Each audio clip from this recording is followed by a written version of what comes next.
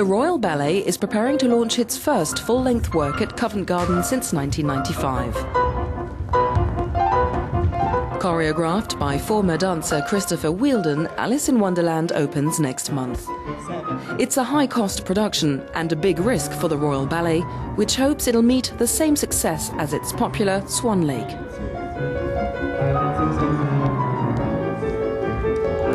Alice is a story that is known very much so in this country, I mean universally really. And you know, I think people possibly who haven't been to ballet before will be more likely to buy tickets to go and see Alice in Wonderland than say if it was an obscure title or a completely new story. And you know, I think that's the point really, it's to get new people to dance. Alice in Wonderland is one of artistic director Monica Mason's last works before she retires next year. You need the right choreographer to do it. Not everybody wants to make a full-length work.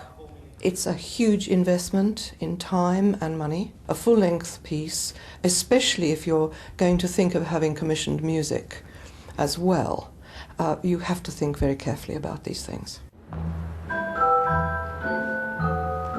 The choice of Lewis Carroll's popular novel as the basis of the narrative may prove to be a hit with audiences who often prefer this kind of familiar format to one-act abstract pieces.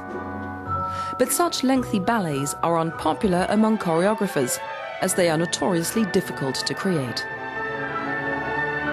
Traditional story ballets, the 19th century classics, were very leisurely.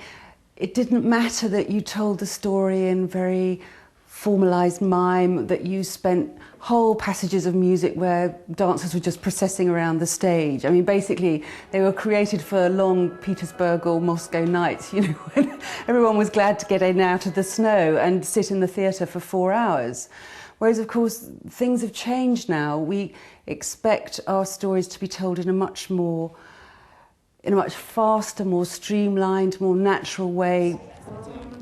Story ballets are perhaps a little bit out of fashion with choreographers. I think, you know, young choreographers tend to be drawn more to the abstract. And there's a great freedom in making abstract dance because you can kind of go into a room and just see what happens. Take a piece of music and start, and, you know, maybe a theme will develop sort of through that process. But it's quite hard to follow a storyline and make it credible, you know, without using words.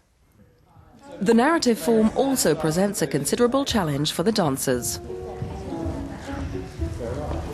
I think the way that Chris is trying to tell it is in a realistic manner, so it's not being told, there's not huge dramatic gestures, they're much more honest and real. It's a natural kind of acting approach, as opposed to in a lot of old-fashioned stories ballets where the dancing stops and there's a mime scene. There isn't any of that, it's all told through the situations of the characters to each other. So for us, it already feels like it's working.